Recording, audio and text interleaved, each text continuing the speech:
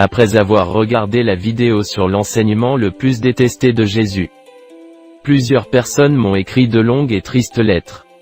À quel point il serait terrible dans leur vie s'ils prenaient Jésus au sérieux à ce sujet. Ils disent qu'ils finiraient sans abri. Pas de prestations gouvernementales, pas d'assurance médicale, et il n'y a pas d'argent à donner aux pauvres. Une personne m'a même dit que je ne pouvais même pas donner aux autres un verre d'eau. Parce qu'ils n'auraient plus de tasses en verre. Je pense que ces gens ne voient pas bien les choses. Ils s'imaginent que tout abandonner dans l'obéissance à Jésus détruira leur vie. Ils pensent qu'ils n'auraient rien à vivre. Ils pensent que ce ne serait que douleur, faim et misère. Jusqu'au jour de votre mort. Mais la bonne nouvelle est que d'autres personnes ont écrit. J'ai entendu l'enseignement le plus détesté de Jésus et je suis prêt à lui obéir, je ne sais juste pas par où commencer. Et maintenant, que dois-je faire ? À bien des égards, les deux parties ne l'ont probablement pas encore réalisé, que Dieu veut rendre leur vie 100 fois plus féconde et plus significative qu'auparavant. Et cela se manifeste surtout lorsque deux ou plusieurs personnes commencent à vivre ensemble par la foi. Bientôt, ces gens découvrent qu'ils ont le pouvoir de révolutionner le monde. Se connecter avec d'autres personnes qui vivent les enseignements de Jésus. Partager des compétences, partager des vérités, partager des ressources. Comme cela a été fait dans la première église mentionnée dans le livre des Faits, un nouveau monde s'ouvre pour eux. Regardez maintenant cette vidéo, et réfléchissez à la façon dont vous pourriez le mettre en pratique à votre manière avec Dieu.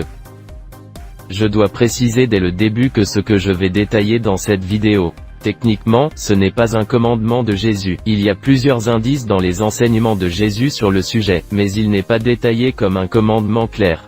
Et nous devons toujours faire attention à trop compter sur de tels enseignements. En d'autres termes, c'est celui que nous développons par implication, et cela n'est pas explicitement décrit dans les enseignements de Jésus. Cependant, je pense qu'il y a de solides arguments pour cet enseignement et cette pratique. Veuillez donc considérer ce que je vais dire.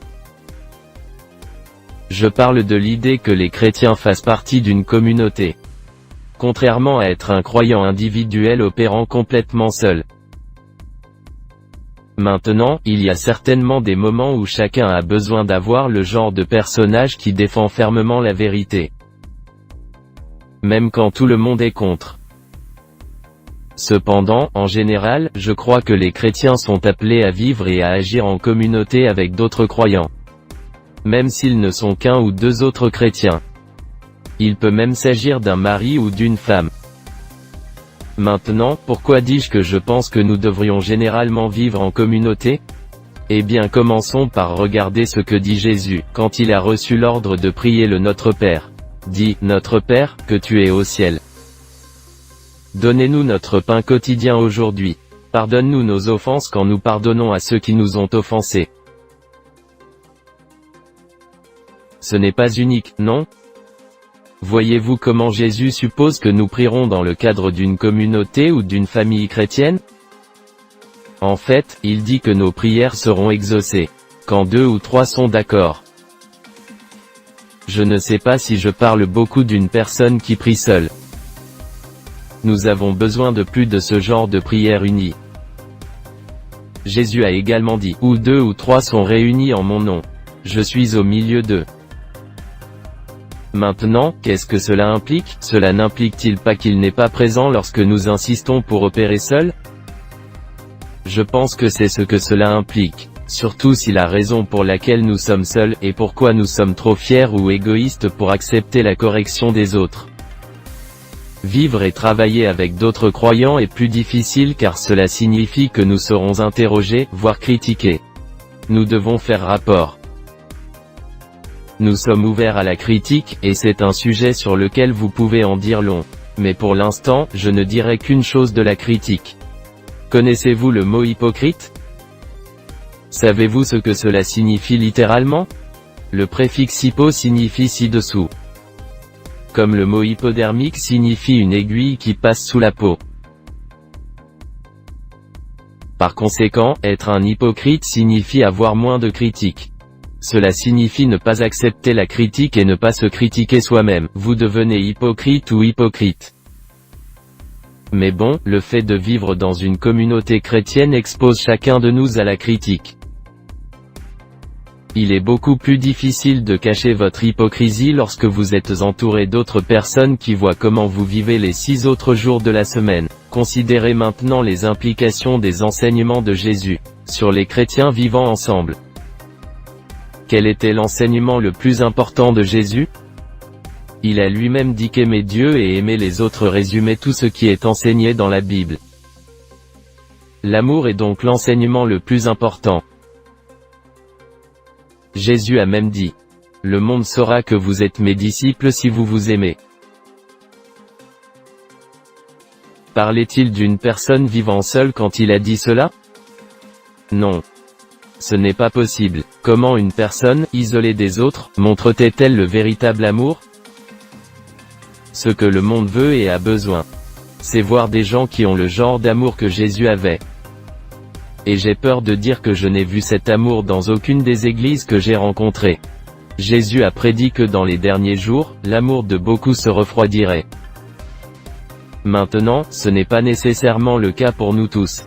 Si nous voulons vraiment le suivre, cela peut être différent.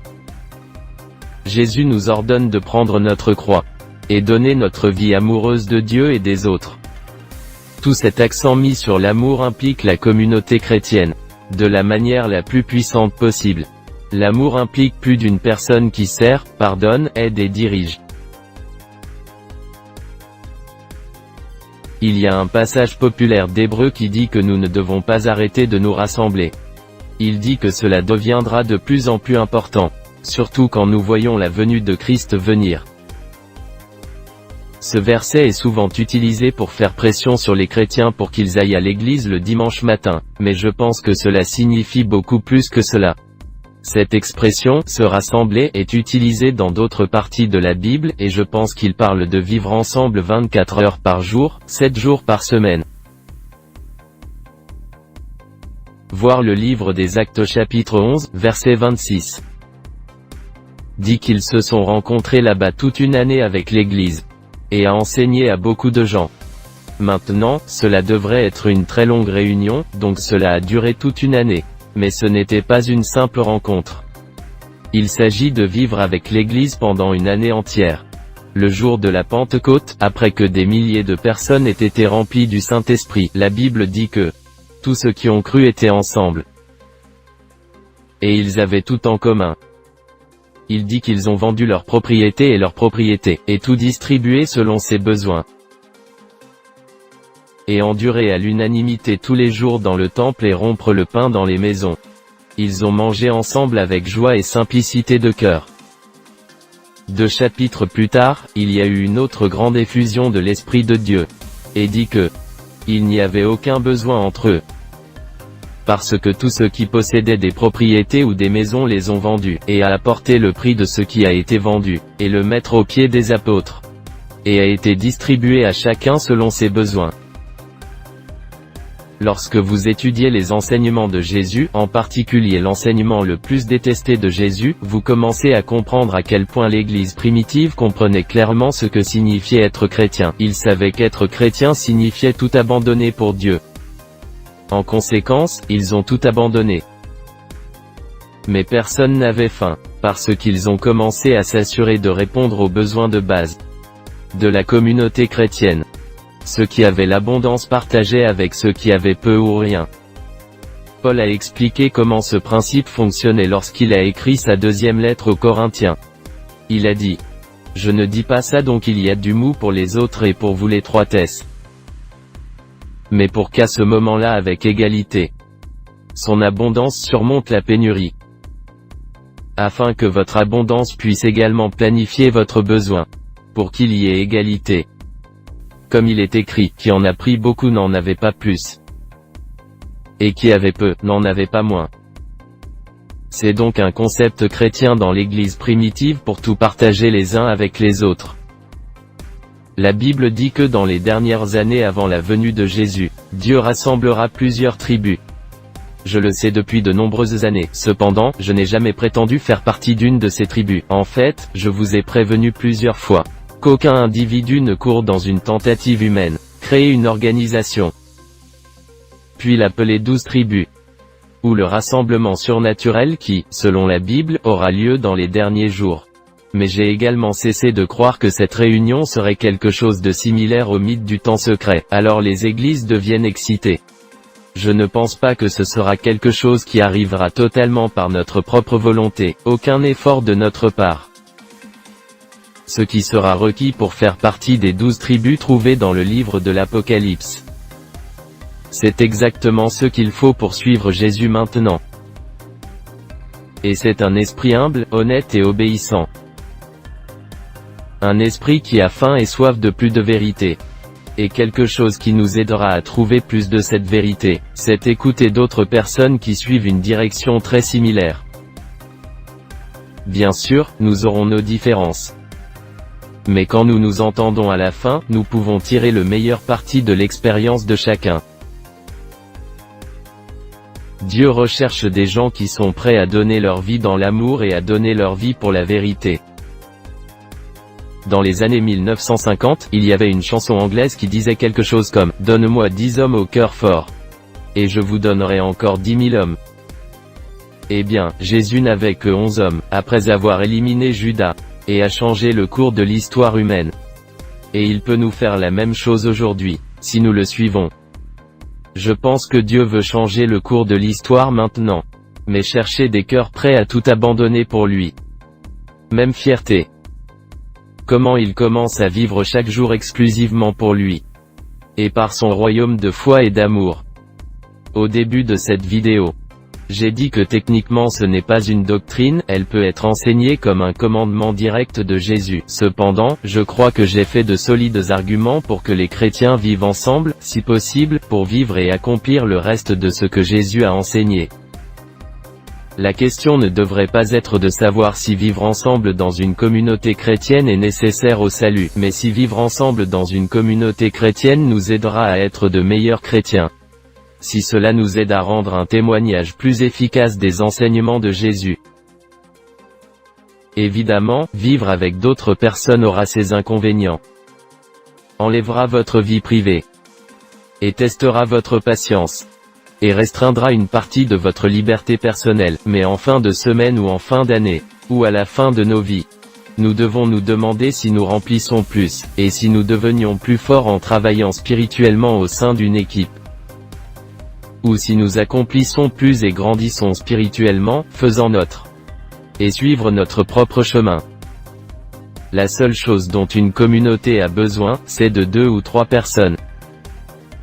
Demandez n'importe quel mariage, Dieu peut vous enseigner tout ce que vous devez savoir en apprenant simplement à vivre victorieusement et fidèlement avec un partenaire.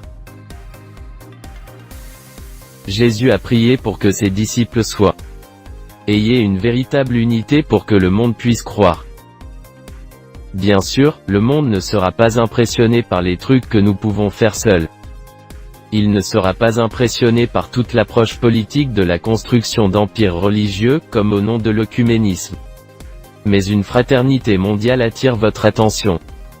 Une fraternité de personnes qui ont cessé de fuir la vérité et ont appris à renoncer à leur fierté ainsi qu'à leur richesse, à leur réputation et à leurs ambitions, afin qu'ils puissent être utilisés par Dieu. Entre où nous en sommes maintenant et où nous serons lorsque Jésus rassemblera son armée de 144 000 guerriers spirituels fidèles, il y a beaucoup d'eaux inexplorées. Je sais que quelque part le long de ce chemin, nous devrons passer par une partie étroite. Similaire aux exigences de la vie en communauté. Êtes-vous prêt à commencer le voyage sur cette route? Entrez par la porte étroite car la porte est large et la route est large menant à la perdition. Et nombreux sont ceux qui viennent la chercher. Parce que la porte est étroite et la route qui mène à la vie est étroite. Et peu sont ceux qui le trouvent. Je prie pour que vous puissiez être l'un d'eux. Que Dieu vous bénisse. Écrivez-nous si vous souhaitez contacter d'autres disciples qui obéissent aux enseignements de Jésus.